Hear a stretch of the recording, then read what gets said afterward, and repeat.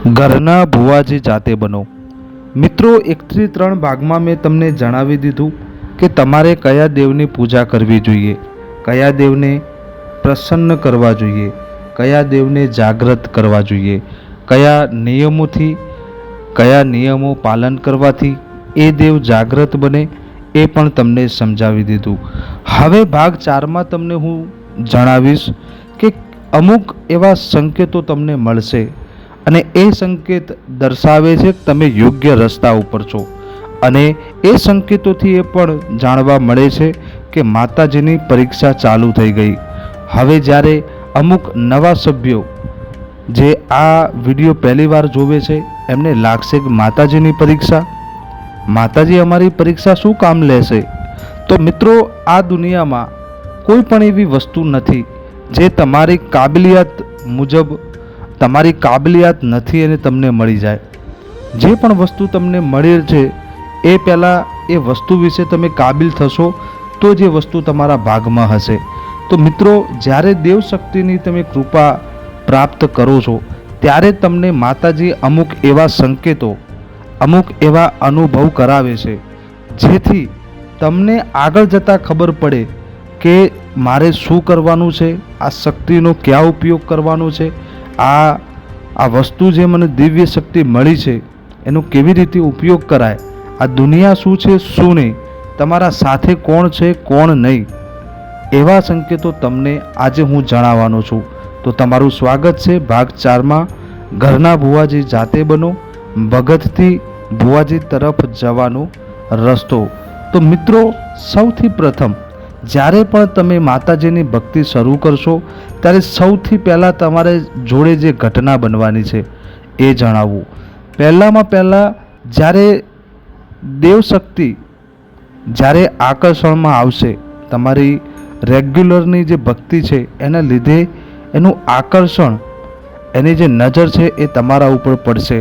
તે સૌથી પહેલું કાર્ય માતાજી એ કરશે કે તમને ખરાબ સપના આવવા લાગશે.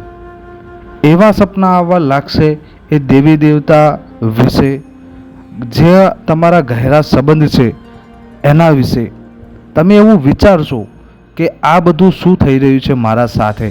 મિત્રો, આ એક એવો ફેસ છે જે તમારે પસાર કરવાનો છે. દરેક સેવકે આ ફેસ જોયો હશે. જે પણ હશે, જો કદાચ એને આ વસ્તુની સમજણ હશે, જેનો અનુભવ હશે, તો મારી નમ્ર વિનંતી છે કે જે પણ સભ્યને આ ફેસ પૂરો થઈ ગયો છે અને આ એની લાઈફમાં અનુભવ કરેલું છે તો એ કોમેન્ટમાં જરૂરથી જણાવજો. મિત્રો, ત્યારબાદ એ તમને પારકા અને પોતાનાનો ફરક બતાવશે. પારકા અને પોતાનાનો ફરક એટલે મિત્રો એવું નહીં કે તમારું કુટુંબ એ તમારું પોતાનું છે. ના, જે ખરેખર તમારું છે એ તમને બતાવશે. તમે ધીમે ધીમે એવો અનુભવ કરશો કે જેવી જેવી તમે ભક્તિ કરવા લાગો છો એમ તમારાથી લોકો દૂર જાય છે. અમુક એવા સંબંધો હશે તમારા લાઈફમાં જ્યારે તમને એવું લાગે છે કે આ સંબંધ મારા માટે બહુ મહત્ત્વનો છે, આમને મારા માટે બહુ કર્યું છે, આમ તેમ. પણ મિત્રો, એક એવી પરિસ્થિતિ, એક એવી ઘટના તમારા લાઈફમાં બનશે અને તમારી આંખો ખુલી જશે કે ના, આ બધું એક ભ્રમ હતો. તમારા જે પ્રિયમાં પ્રિય હશે, જે તમને લાગે છે કે આ મારા પ્રિય છે, એ પણ જુદા થશે. અને એવા કારણથી જુદા થશે કે તમને લાગશે કે આ વસ્તુ યોગ્ય નથી, મારા માટે આ સંબંધ યોગ્ય નહોતો. એનો મતલબ એ છે મિત્રો કે તમારાથી જે ઈર્ષા, વેર, ખાર, નિંદ્યા, ઝેર આગળ જતાં તમને તકલીફ આપશે એવા સંબંધો માતાજી દૂર કરશે. આ અનુભવ ચોક્કસ તમને થશે.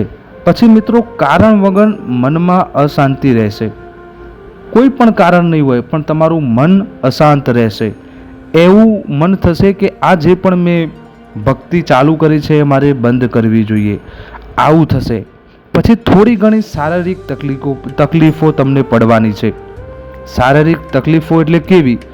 એવી તકલીફો પડશે કે તમે માતાજીનું ધ્યાન ના કરી શકો, માતાજીનું ધ્યાન દોરી ના શકો, એ મઢ કે મંદિર સામે બેસી ના શકો.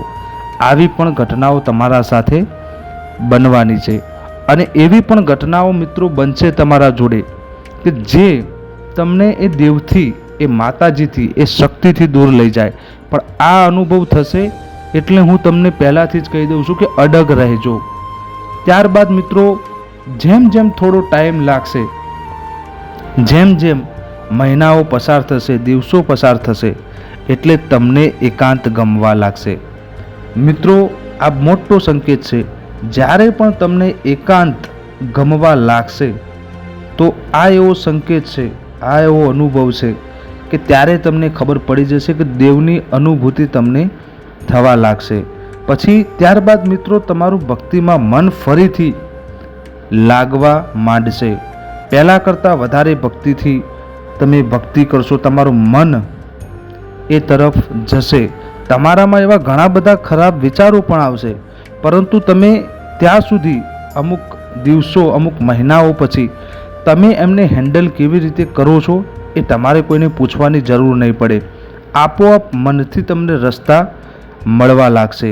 આ બધા એવા સંકેતો છે મિત્રો કે જો કદાચ તમારા સાથે આ બધી વસ્તુ બનવા લાગી તો તમારે સમજી લેવાનું છે કે માતાજીની પરીક્ષા ચાલુ થઈ ગઈ છે.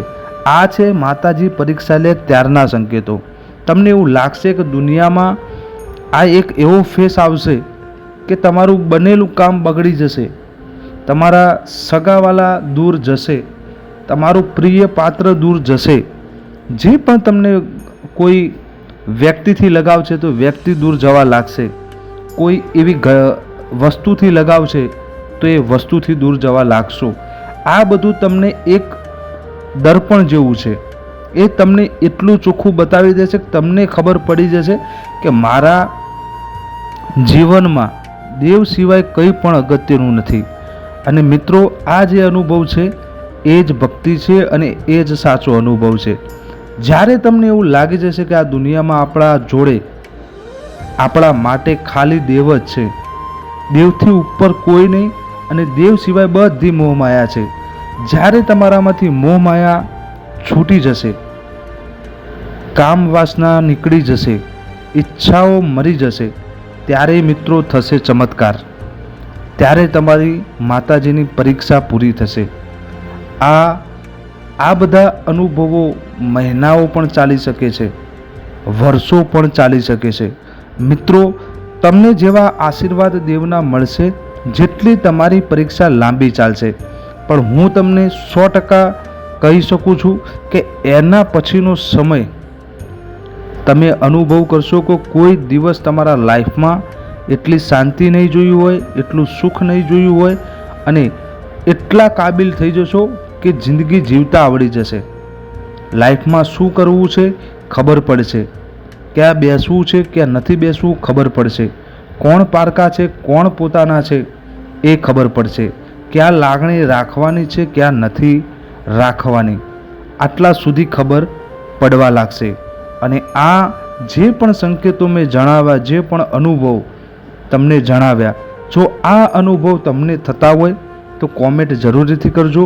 અને આ ઘટના તમારા સાથે બનવા લાગે તો પણ ગભરાશો નહીં, કેમ કે હું તમને પહેલાંથી એટલે જણાવું છું કે આ વસ્તુ બન્યા વગર તમને માતાજીની કૃપા મળવાની જ નથી. એ અશક્ય વાત છે. પરંતુ જો આ ફેસમાં તમે છો તો તમે ખુશ થઈ શકો છો કે તમે જે ભક્તિ પકડી છે, તમે જે માતાજી તરફ વળ્યા છો, તમે જે દેવની દુનિયામાં પગ મૂક્યો છે, એ તમારું જે પણ કાર્ય સિદ્ધ થવાનું છે, જે પણ રસ્તા ઉપર તમે છો, જે પણ દેવને તમે પામવા માગો છો, પ્રસન્ન કરવા માગો છો, જાગૃત કરવા માગો છો, એ રસ્તો સાચો છે. કારણ કે આ અનુભવ સિવાય, આ અનુભવ, આ સંકેતો સિવાય કોઈ એવો માર્ગ નથી જે તમને સચોટ સંકેત આપી શકે કે અમે દેવને પ્રસન્ન કરીએ છીએ, ભક્તિ કરીએ છીએ, એ લાગે છે કે નહીં. તો મિત્રો આ વિડીયોને જરૂરથી શેર કરજો. વિડીયોમાંથી કંઈક જાણવા જેવું હેલ્પ મળી હોય તો આપણી ચેનલને સબસ્ક્રાઈબ કરી લેજો. આધ્યાત્મિક વાતો સાંભળવા માટે, પ્રવચન માટે પણ સબસ્ક્રાઈબ કરી લેજો. અને વિડીયો ગમ્યો હોય તો એકવાર શેર કરજો તમારા મિત્રજનોને, વડીલોને, આ બધાને જે દેવગતિમાં રસ રાખે છે. તો ચાલો મિત્રો મળીએ નવા વિડીયો સાથે. ત્યાં સુધી જય માતાજી, જય મેલડીમાં. હર હર મહાદેવ.